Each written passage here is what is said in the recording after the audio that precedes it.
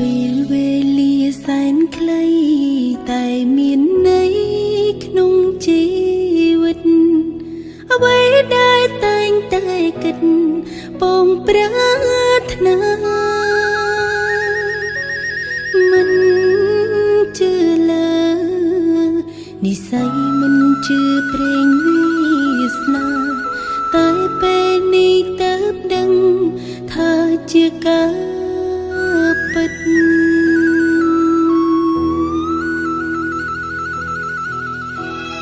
ឆាកជីវិតមានន័យ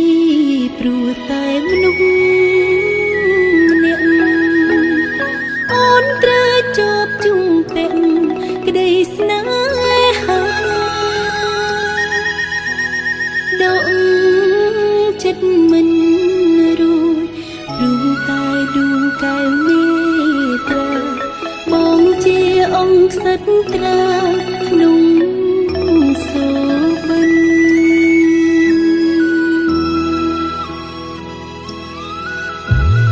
សំរងទេវបុត្រាមិនល្អដូចបង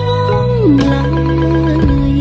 ស្នាមញញឹមត្រានត្រៃឲ្យអូនលងសារភាពថាសំចិនស្នេហ៍តូចតូច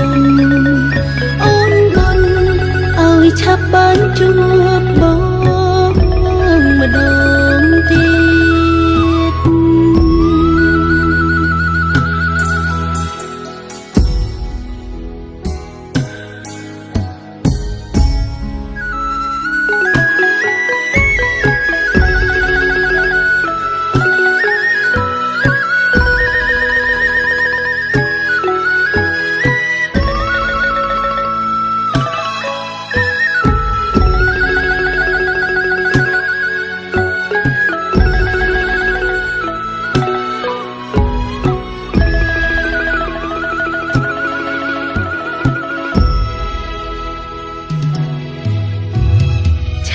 ជីវិតមានន័យ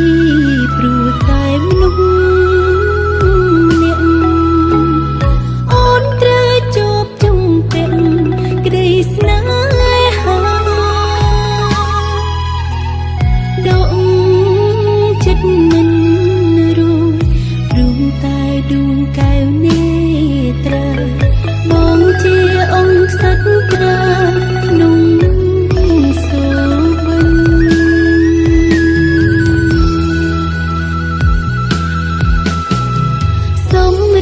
ទេវបុត្រាមិនល្អដូចប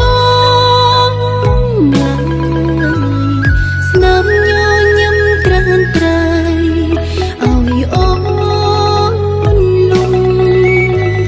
សារភាពថាសំចិនស្នេហ៍តូចតូចអូនបនឲ្យឆាប់បានជួបបងម្ដងទៀត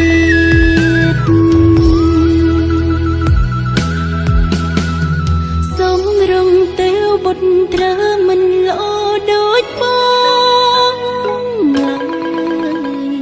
ស្នាមញញឹមត្រានត្រៃឲ្យអូនលងសារភាពថាសំចិនស្នេហ៍តូចតូចអូនបនឲ្យឆាប់បានជួបបង